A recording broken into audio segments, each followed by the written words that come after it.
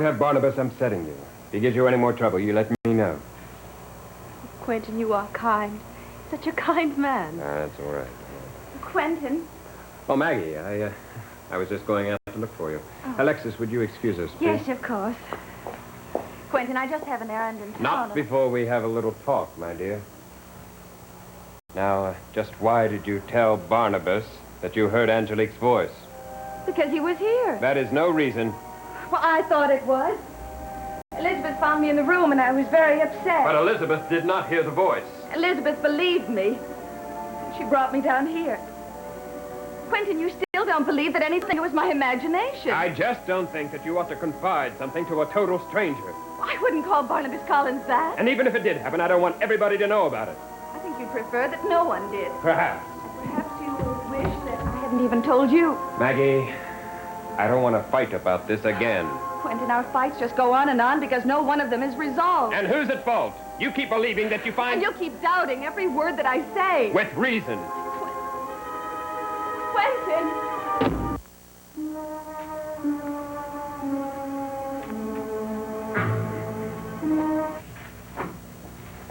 How are you? No, you don't have to tell me. I know. You're John Yaeger. I've been wanting to talk to you, Mr. Yaeger. Can the second Mrs. Collins know that you're here? Is it possible that she has a secret life? Oh, what fun. How do you know who I am? I collect information. I know about you and Mrs. Collins. She confides in me. Well, that isn't very wise of her. You and I can be friends, John Yaeger. You make your mind up even quicker than I do. I have the ability to recognize evil. And deal with it? I'm not afraid of it. Now, either Mrs. Collins knows that you're here, or you have a plan, and I want to know what it is. You value your life? I'm not afraid of dying. Now tell me your plan. And tell it to me now, before someone else comes in here.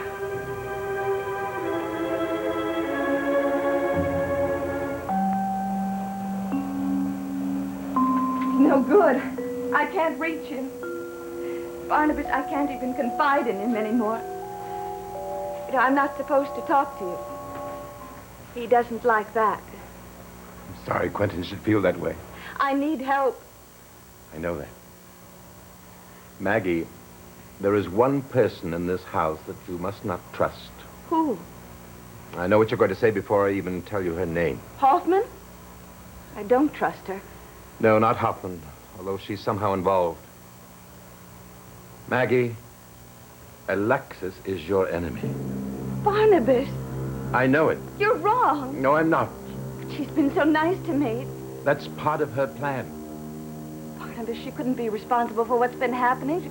She's as frightened by it as I am. No, she only pretends to be. Barnabas, I like you and I respect you very much. But you can't expect me to believe that without some sort of evidence. You don't have any, do you? None. None that you'd believe.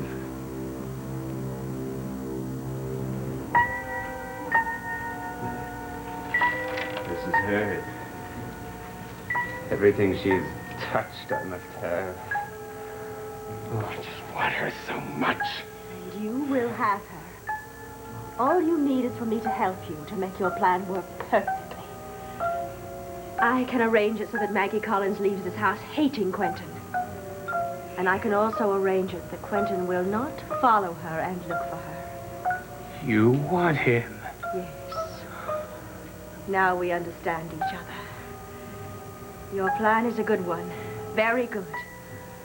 All it needs is for me to give it the finishing touches.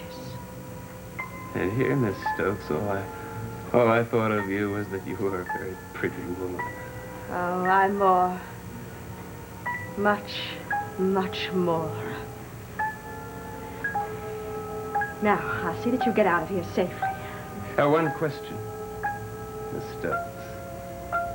Why was it that you came in this room tonight? Well, I had to borrow something of Maggie's. Something I needed for both of our purposes. This will do.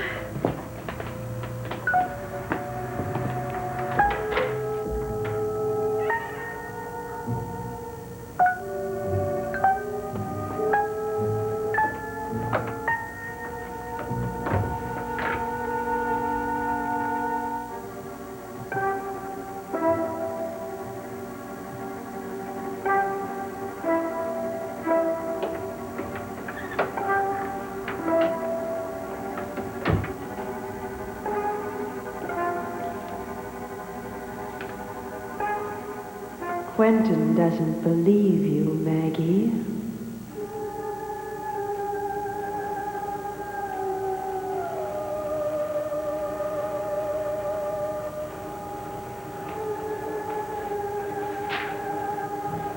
He doesn't care enough about you to believe you. Where are you? Watching you. I am always watching you. Waiting for the time when you decide to leave. I won't leave! I won't! Ah, yes, you will. Stop it! Stop it! Maggie, who are you talking to? What's going on here? He hates you, Maggie. Did you hear that? Did you hear that? You could walk all over